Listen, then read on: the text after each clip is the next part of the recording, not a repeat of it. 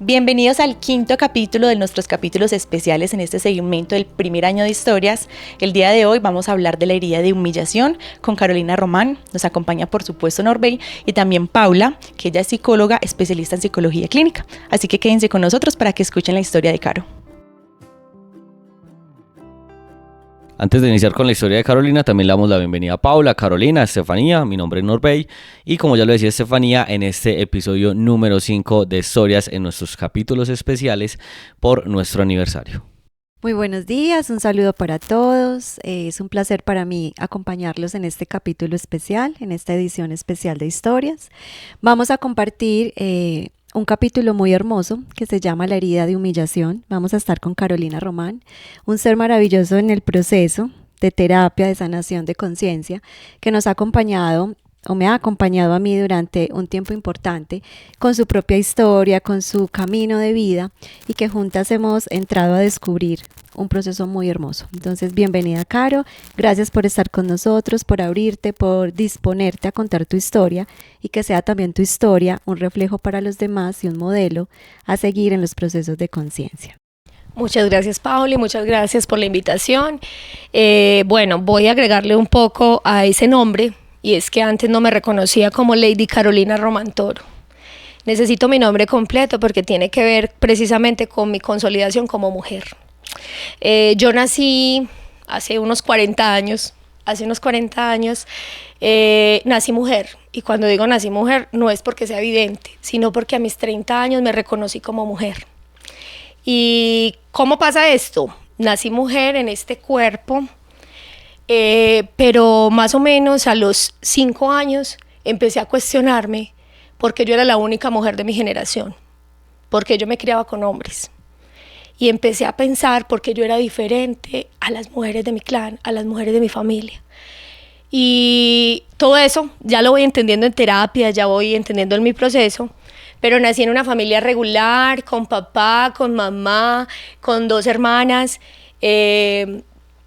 y yo me sentía muy diferente a mis hermanas, me sentía totalmente diferente, sobre todo porque yo las veía que se asentaban mucho como en lo que normalmente dicen en el femenino, ¿cierto? Yo peleaba con la ropa, yo me sentía incómoda como en el cuerpo, me sentía incómoda en la presencia vital, me sentía incómoda en la tierra.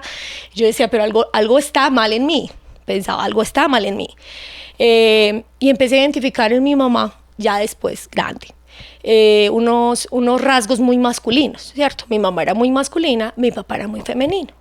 Entonces, más allá del género, es como yo fui consolidando esta mujer que hoy soy y esta mujer en la que me reconozco.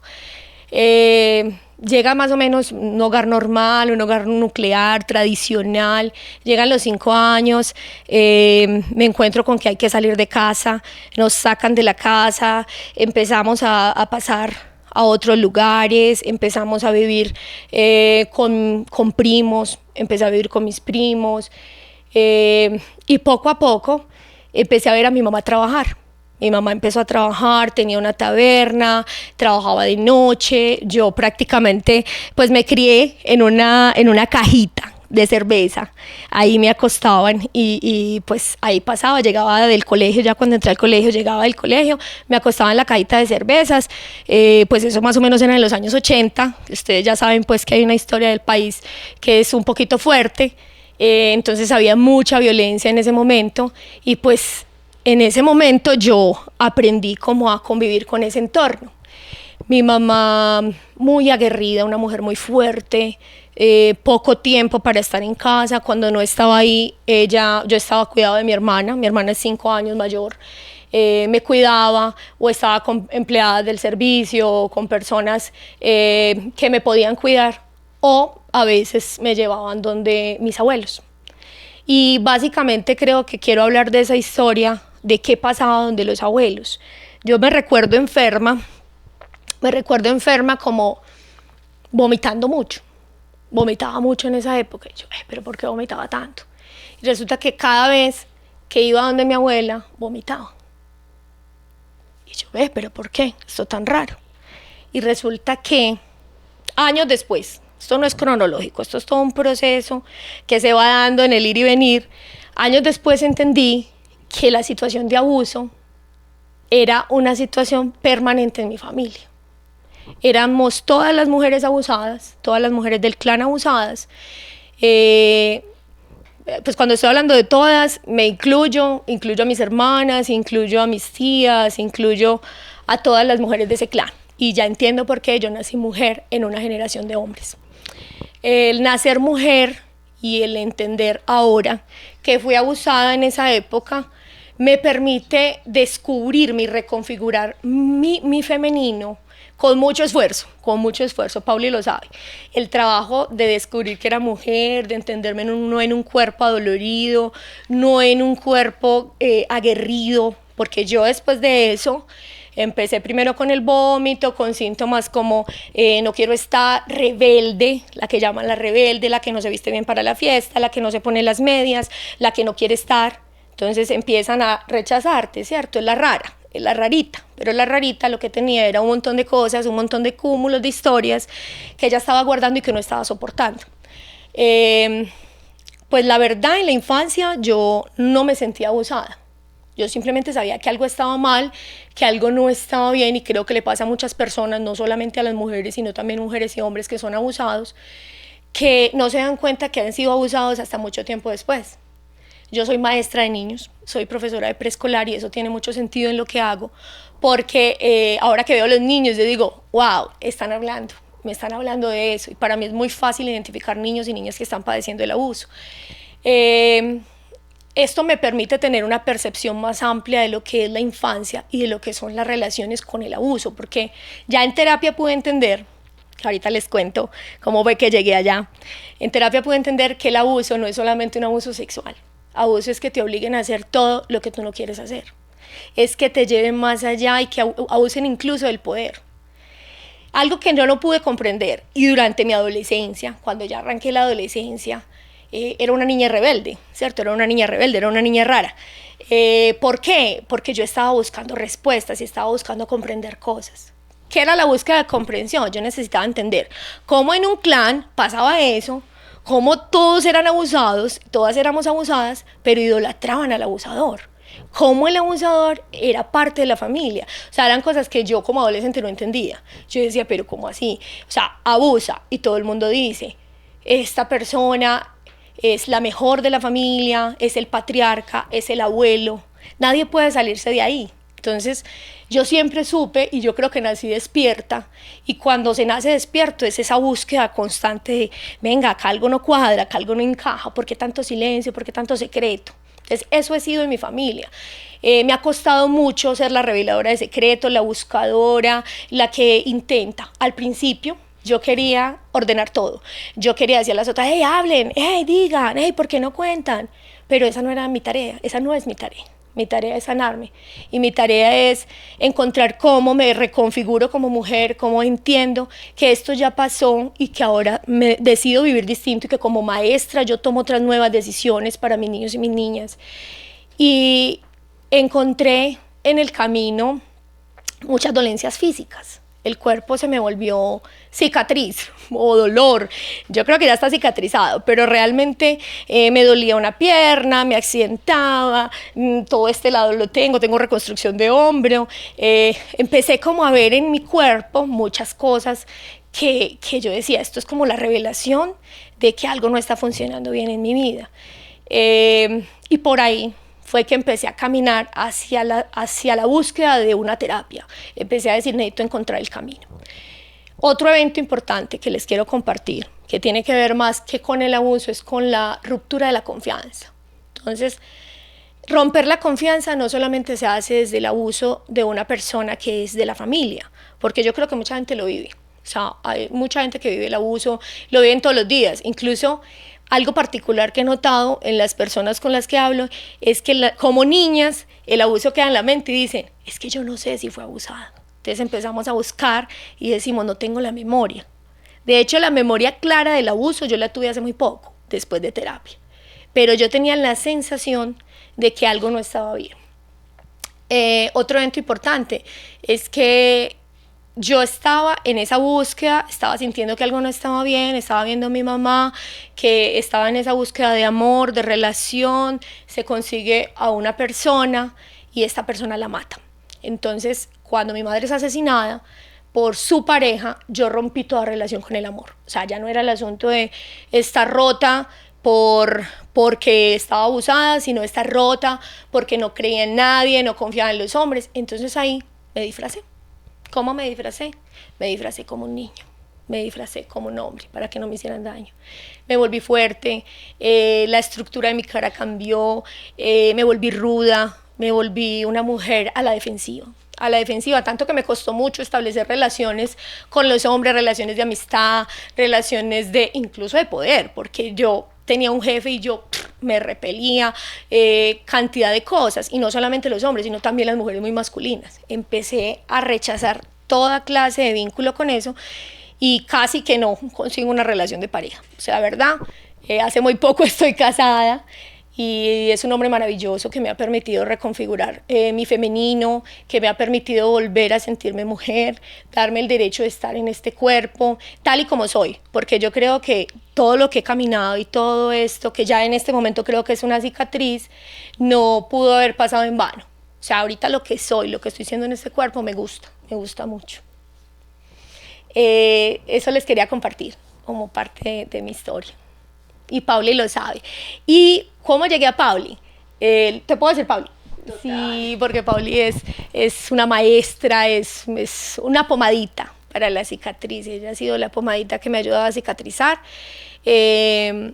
Yo estaba muy cerrada a la sanación y un día cualquiera empecé en ese proceso corporal de tanto dolor. Tenía ya los túneles muy mal, los túneles carpianos muy mal, y me programaron cirugía.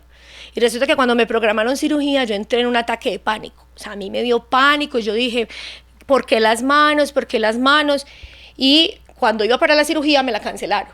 Pero fue tanto el ataque de pánico que a mí me dio esa cirugía que yo dije, necesito un psicólogo. Necesito un psicólogo ya, porque esto no es normal. O sea, este miedo que yo tengo no es normal. Y encontré a Pauli. Y fui, supuestamente por el dolor en los túneles, pero toda esta historia que les he compartido era lo que estaban guardando mis túneles. Ya, ese era el dolor de mano que tenía. Toda esta historia apenas la recordé y apenas estoy viviéndola, apenas estoy incorporándola. Caro, cuéntanos entonces cómo ha sido ese proceso con Paula, cuánto llevas, porque para estar contando tu historia aquí hoy con nosotros, pues, y estar hablando tan tranquila y estar hablando ya no desde el dolor, sino desde el amor, lo que nos decías ahorita, ¿cómo ha sido este proceso? Bueno, maravilloso, necesario. Yo creo que con Paula ya la conocía porque ya había ido mucho a constelaciones familiares, en esa búsqueda que tenía, en esa sensación que tenía de que algo no estaba funcionando bien. Había asistido a constelaciones, pero como terapeuta no lo había encontrado. Llevo más o menos como un año y medio. Y yo cuando empecé le dije, ni siquiera sabía que iba. Le dije, me duele, tengo mucho miedo. Y arrancamos y ella me ha ido guiando. No era así tan amorosa, yo no era tan amorosa. Yo era una mujer muy fuerte, estaba siempre vestida de negro, era oscura, fuerte, muy fuerte. Yo no sé, Pauli ya podrá decir cómo me encontró, cómo era mi estado inicial. Sí, realmente llevamos aproximadamente 1 año y medio en terapia. Fue un proceso muy bonito porque cuando Caro llega a la cita, yo ya la había conocido porque ella iba como participante a las constelaciones familiares. Y ahí nos empezamos a conectar y cuando ya ella solicita su espacio de terapia, ella llega con una caparazón gigante y dice, tengo mucho miedo de estar acá, pero siento que lo necesito. Y evidentemente muy resistente, muy prevenida, muy asustada. Su foco siempre fue el dolor en el cuerpo, entonces yo creo que ella también tenía mucho miedo como de hacer yo le decía esa inmersión, como de ir hacia adentro, de hacer esa mirada interior, de hacer ese reconocimiento del proceso, ¿cierto? De ese proceso personal, de esa herida que se estaba gestando ahí ya hace muchísimos años, y poderla descubrir pues no es fácil, y poder hablar de eso no es fácil. Ella llega en esa posición de mucha fuerza, ¿sí? En un masculino muy marcado, incluso con muchas barreras, ¿cierto? Con muchas barreras. A Carolina no se le podía tocar, ¿cierto? Y yo soy, las que me conocen y me conocen, yo soy abrazadora, cariñosa, me encanta dar besos, yo los abrazo, los consiento. Y a Carolina no se le podía tocar, ¿cierto? Como que, Caro, venga, el abrazo. Ay, no, no me abraces, muchas gracias. Entonces fue un proceso también muy bonito a través de la terapia de empezar a acercármele a ella, incluso físicamente, ¿cierto? Desde el cuerpo, desde esa energía de estás a salvo, ¿cierto? Que fue una de las frases que también trabajamos del estar a salvo y que yo creo que la trabajo con todas las personas que ingresan a los procesos terapéuticos, porque de entrada todos tenemos miedo. Las mentes humanas siempre tienen miedo de ser evidenciadas, de ser puestas a la luz, de poder hacer ese reconocimiento de lo que nos ha dolido en la vida. Por eso nos hemos llenado de máscaras. Entonces, empezar a reconocer el estar a salvo con ella fue un proceso muy bonito, porque instalar ese vínculo terapéutico de confianza también fue un trabajo, ¿cierto? Fue un trabajo. Y Caro, es muy bonito todo esto que has logrado y que hoy te sientes acá con nosotros, a abrir a tu corazón y a contar la historia. Creo que es absolutamente valioso y creo que le estás dando un mensaje a tu mente de reafirmar que ya no hay esa herida, que ya esa herida no está latente y abierta, sino que ya hay un proceso de sanación, ¿cierto? Entonces, trabajar con Caro a través de su cuerpo físico fue muy interesante, porque ella viene por su túnel carpiano y empezamos a descubrir la incapacidad que ella sentía de asumir la historia. Por eso tenía un tema en las manos de no poder hacer. Las manos representan el hacer y ella se sentía completamente incapaz. No puedo con esto, ¿cierto? Entonces, poder ahondar en eso fue un proceso muy bonito, y luego pasar al tema de sus dolores en las piernas, del dolor en el pie, ¿sí? Todos los dolores, hasta reconocer un tema de su cuerpo, del tamaño de su cuerpo, de su peso, que también lo hemos trabajado ya un montón, que tampoco fue fácil reconocerlo, y ahorita lo vamos a hablar un poquito con la herida de humillación, que realmente es una de las características físicas de esta herida, de las personas que viven esta herida, ¿cierto? Es un tema con el cuerpo. Carolina, cuéntanos qué tipo de dolores físicos tenías, cómo se manifestaban esos procesos y cuáles identifican de pronto que se puedan ver reflejados con la herida. Bueno, yo ahorita entiendo que todos los dolores físicos simplemente era una manera en la que yo encontraba, o de una otra manera encontraba cómo sacar lo que sentía, porque yo no me permitía llorar, yo no me permitía sentir, expresar, era como una pared. ¿Por dónde iba a hablar? Por el cuerpo. Entonces el cuerpo, el cuello, la musculatura, los hombros, las rodillas, los pies, o sea, todo me dolía. Era un cuerpo totalmente adolorido, hasta el cabello. O sea, yo llegaba a un punto donde decía, me duele hasta el pelo. Decirte un punto específico, no.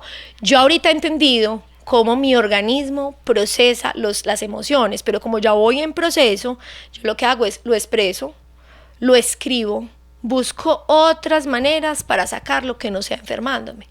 Entonces, creo que decirte un punto específico donde me dolía todo. ¿Cómo me siento ahora? Que no me lo has preguntado, pero te lo voy a contar. Siento que no me duele nada. Yo padecía de unos calambres en las manos. Yo no dormía. O sea, me tocaba a veces bajarme de la cama y acostarme en el piso del dolor. Todo el mundo me conocía como una mujer adolorida. Entonces llega un punto donde ya, yo como empiezo a expresar lo que siento, empiezo a hacer el movimiento, empiezo a hacerme mi autosanación, el cuerpo está muy bien. Está muy bien. A veces de pronto que una gripita, entonces yo me pregunto, ¿por qué estoy triste? O que de pronto me duelen los ojos, entonces, ¿y qué es lo que no quiero ver? Porque todas esas cosas terapéuticamente las he ido aprendiendo. Eso es como más o menos lo que ha pasado en mi cuerpo. Bueno, Paula, ¿nos explicas un poquito entonces qué es la herida de humillación para la persona que ha estado escuchando el capítulo hasta ahora con Caro, para que hablemos un poquito sobre qué es puntualmente, demos contexto y ya empecemos entonces a ahondar un poquito en las cosas que nos has contado de tu historia, y para que Paula nos dé su parte como psicóloga? Bueno, Estefa y todos, las heridas realmente lo llamamos así, heridas, porque son procesos que se gestan en la mente, ¿sí? Que generan dolor, por eso se llaman heridas. Entonces, ¿cómo conocemos esta herida de humillación? Todos los seres humanos de alguna manera hemos tenido heridas o tenemos heridas, ¿cierto? En nuestro proceso psicológico, de manera inconsciente. Las heridas generalmente, en el 100% diría yo, son inconscientes. ¿Por qué? Porque se dan o se gestan en los primeros años de vida. Todas las heridas las vamos a encontrar estructuradas en nuestra psique entre los 0 y los 7 años de edad. Entonces vamos a decir que 0 cuenta todo el proceso de gestación, porque cuando estamos durante ese proceso de desarrollo en la barriguita de mamá, se generan unas heridas que también las podemos llamar improntas o memorias intrauterinas, que son todas esas experiencias que vive la madre en su estado de gestación, de sufrimiento, dolor, tristeza, preocupación y demás, o incluso enfermedad física o riesgo de pérdida de su bebé, que genera tensión en ella, estrés, miedo, angustia, y todo eso es transmitido al bebé a través del líquido amniótico, ¿cierto? Y el cordón umbilical. Entonces ahí vamos a encontrar que también hay información que consolida las heridas de nuestra mente. Entonces, por eso decimos de los 0 a los 7 años. Perfecto, entonces si hablamos propiamente de la herida de humillación y de la historia de Caro, ¿cómo lo podemos contextualizar según lo que Caro nos ha contado?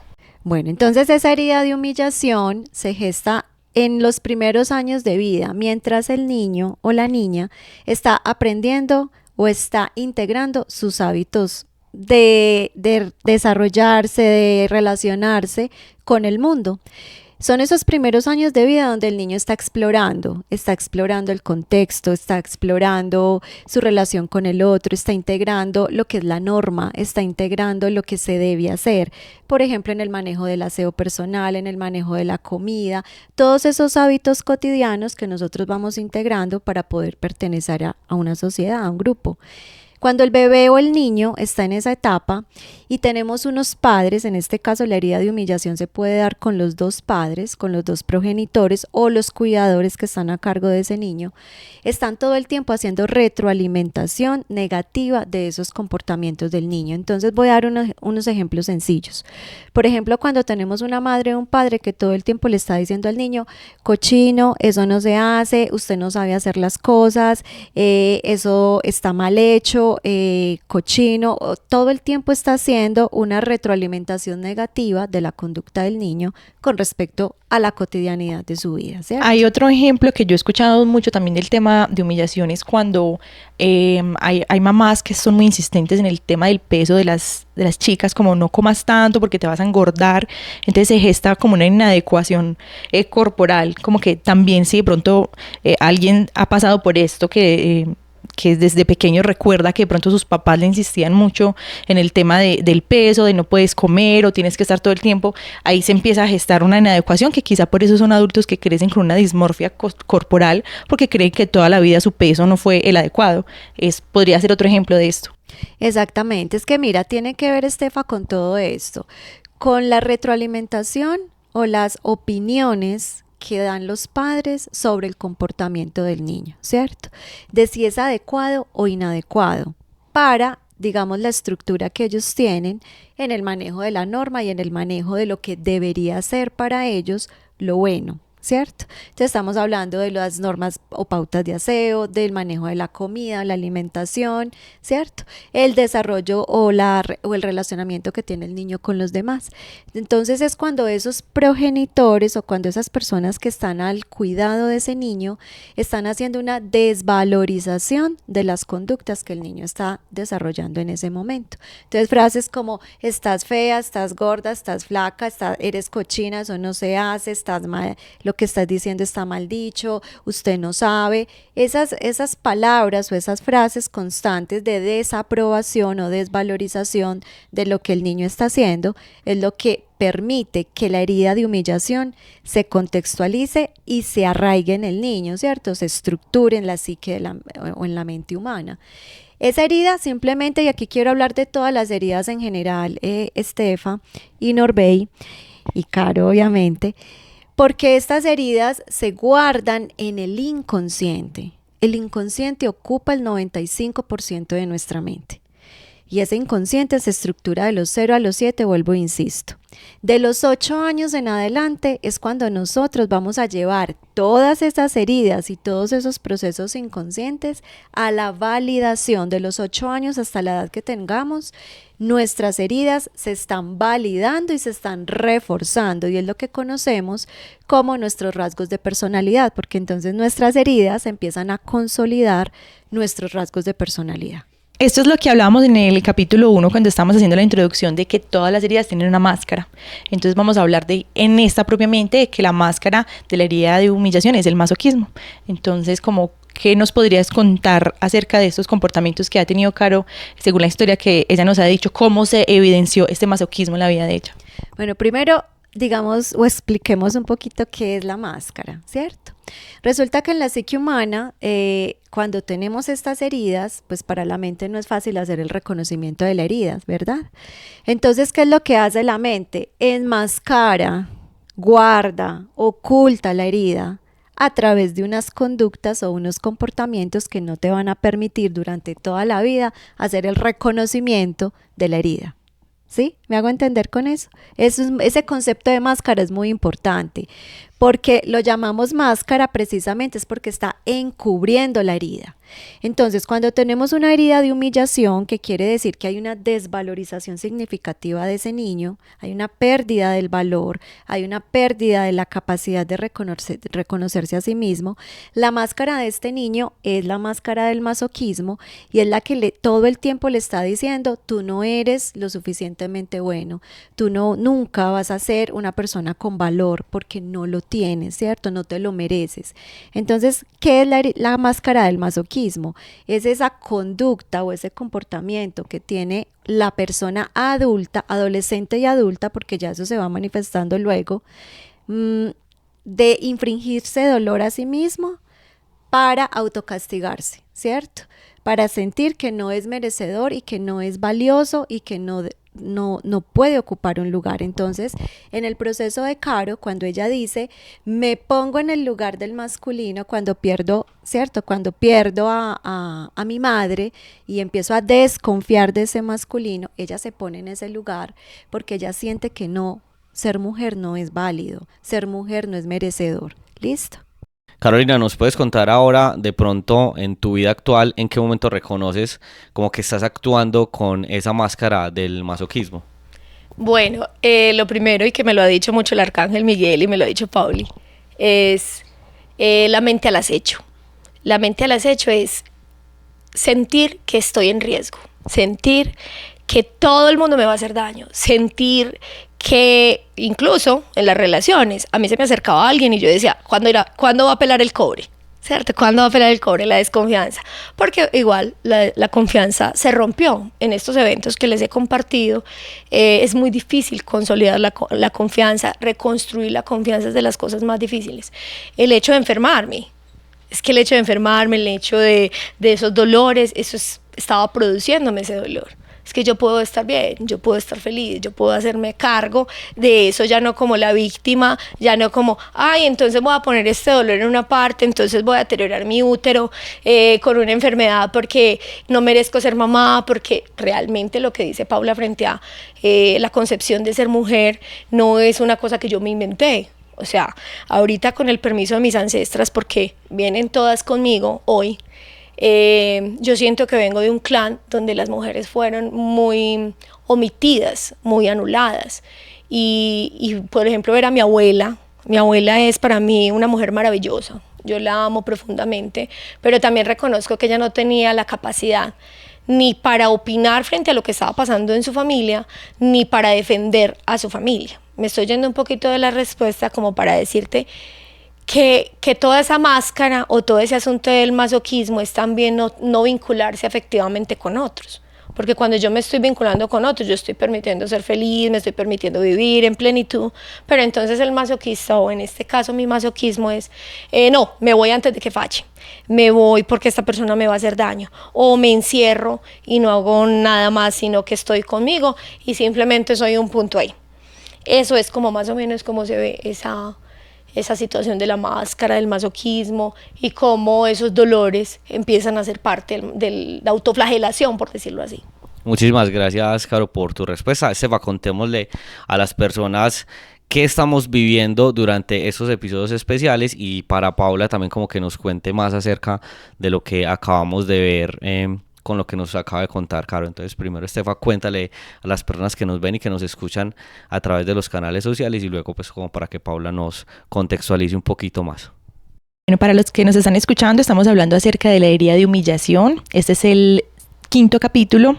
Cerramos con 6 capítulos acompañados con Paula, psicóloga. Entonces vamos a continuar entonces con la historia de Caro. Yo recuerdo el año pasado tuve la oportunidad, cuando conocí a Caro, estuvimos en un retiro ambas, y hubo algo que a mí se me quedó muchísimo de lo que tú dijiste, y es que tú te estabas permitiendo recibir. Y ese permitir recibir es algo muy femenino, y es algo que venías incluyendo en tu proceso, y que como te venías escudando detrás de una energía tan masculina y detrás de tu mismo vestuario, tu mismo actuar y tu mismo defenderte ante el mundo, yo quiero que nos hables un poquito más de cómo fue ese proceso de entrar a recibir. ¿Cómo fue? No, ¿cómo está haciendo? Porque voy en camino. Yo creo que esa es la parte que más se ha demorado, y creo que también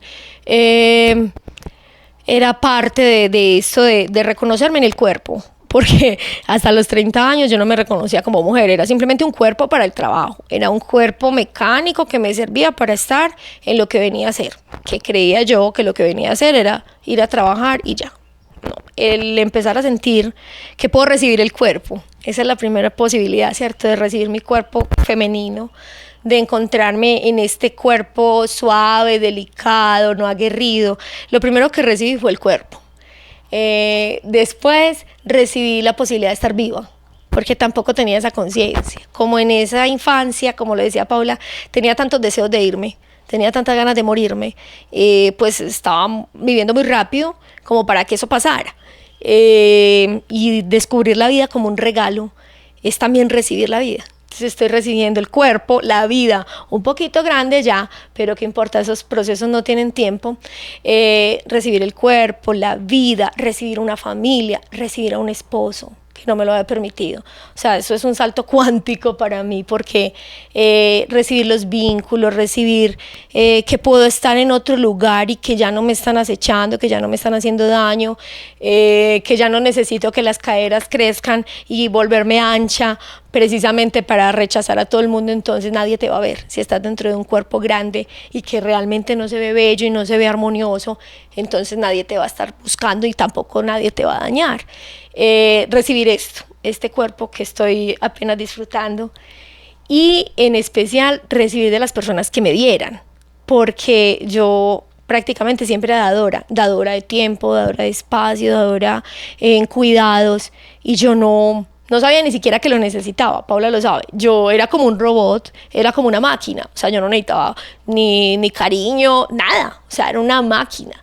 Y empezar a sentir que soy frágil, que soy vulnerable, que a veces necesito un abrazo, que a veces necesito que me escuchen, que a veces necesito... Eso no me hace débil, solamente me pone como un humano. Eso es lo que he entendido, recibí mi humanidad. Eso es lo primero que agradezco. Yo agregaría a eso, chicos, que Caro ha hecho un proceso muy bonito de recibir a su niña interior. Realmente el trabajo con las personas que tienen la herida de humillación es poder hacer la reconciliación profunda de esa niña interior, porque ella vivió la humillación profunda a través de la experiencia del abuso. Obviamente se estructura con esa madre, con ese padre, que fueron exigentes, que hicieron retroalimentaciones a veces muy dolorosas frente al hacer de ella, las actuaciones, que desvalorizaron bastante pues su proceso, su autoconcepto, pero se vuelve un proceso muy bonito cuando ella reconoce que la herida estaba absolutamente reforzada por el proceso del abuso. Entonces, cuando ella reconoce ese abuso en su vida, cuando ella puede nombrarlo, porque yo creo que eso fue después de media terapia aproximadamente, donde ella logra decir, Paula, sí, viví la experiencia del abuso y reconozco el abuso, y se llama y tiene nombre propio. Y cuando podemos ver eso con unos ojos desde el amor, una mirada tranquila, sanadora, ella puede recibir a su niña interior. Y creo que la relación que Carolina instauró con su niña interior hizo un cambio profundo en el relacionamiento que ella tiene con la gente. Inclusive encontrarle el sentido, porque es profesora de preescolar, ¿cierto? Su tarea como docente, su tarea en un contacto permanente con los niños, empezó a cobrar un sentido completamente distinto. Y también en la relación con ella misma. O sea, es como que parte de lo que has hecho, de tu adecuación corporal y de reconocerlo, fluye todo para que te puedas relacionar con el mundo como es, no a la defensiva y no con la máscara, sino como realmente eres tú. Súper amoroso, y gracias, Pauli, por recordar a mi niña interior, porque no solo encontré la situación de abuso, era muy chévere porque yo decía, algo está pasando aquí, algo está normal en este clan y todas, que porque no dicen y no sé qué, pero yo simplemente veía que todas estaban padeciendo algo, y un día le dije a Pauli en terapia, es que yo me siento la menos abusada, y ella me dijo, no hay menos abusada. ¿Fuiste abusada? Yo, sí, fui abusada, y recordarlo, ponerlo en la conciencia y ver a esa niña con ese dolor y con esa fragilidad. Y yo dije, wow, es que yo no siempre fui esta mujer ruda, yo fui esa niña que quedó herida. Voy, la rescato, le regalo un conejito de peluche rosado, que eso fue lo que yo sentí que ella me estaba pidiendo como un acto simbólico. Tengo mi peluchito rosado. Y rescatar a la niña y devolverle la inocencia. Decirle, mi amor, es que tú no sabías, es que tú eras la pequeña. Y volverla a poner en el orden y decir, yo te materno, yo me hago cargo, no va a pasar nada, todo está bien. O sea, hacer ese asunto, porque yo antes, mi relación con la niña interior, que aunque ya la había visto, siempre era como de, ay, pero esta porque va para un lado y yo voy para el otro. Era así una distancia tremenda, pero yo nunca había escuchado a mi niña interior, nunca había prestado atención al profundo dolor que ella tenía.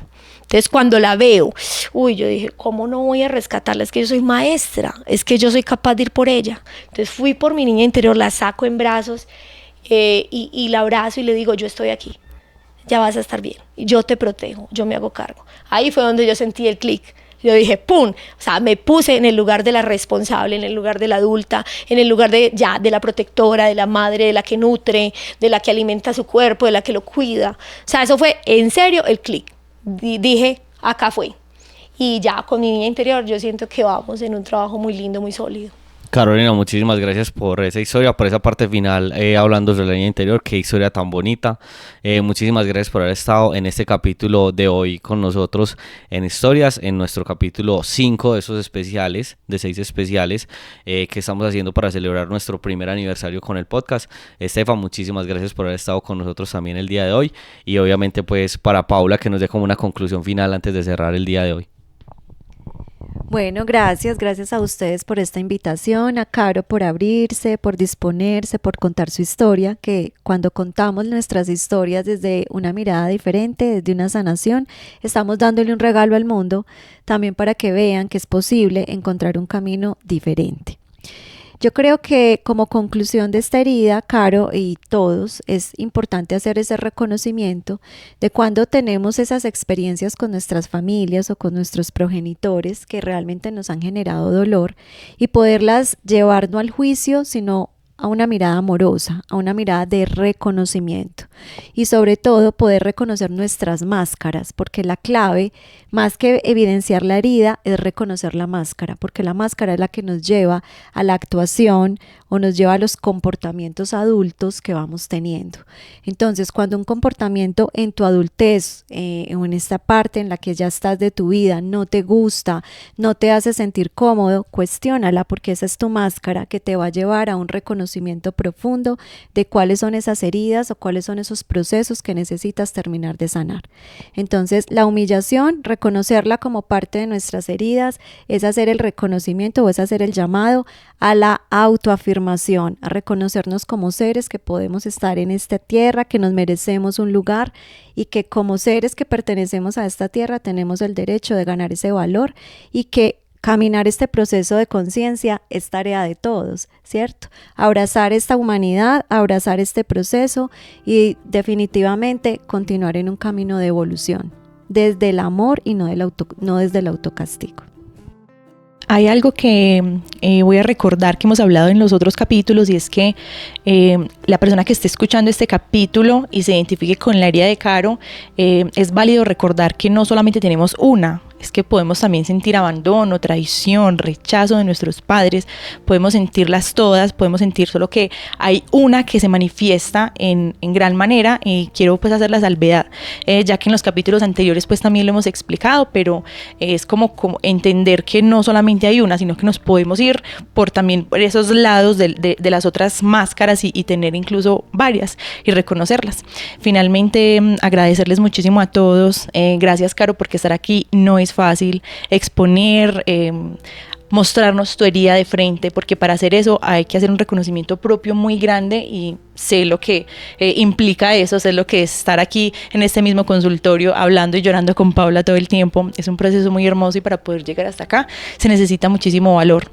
A todas las personas que nos están escuchando, muchísimas gracias. Agradezco a todo el equipo tan maravilloso que está hoy con nosotros, las personas que están tras bambalinas ayudándonos con el tema del video, a todos los que aportaron un granito de arena para estar aquí hoy con nosotros. Y bueno, nos vemos en el último capítulo, el capítulo número 6, que es con la herida de justicia. No se lo pierdan, ya saben que va a salir dentro de 15 días también, y con ese capítulo cerramos con broche de oro. Y de nuevo a todos, muchísimas gracias.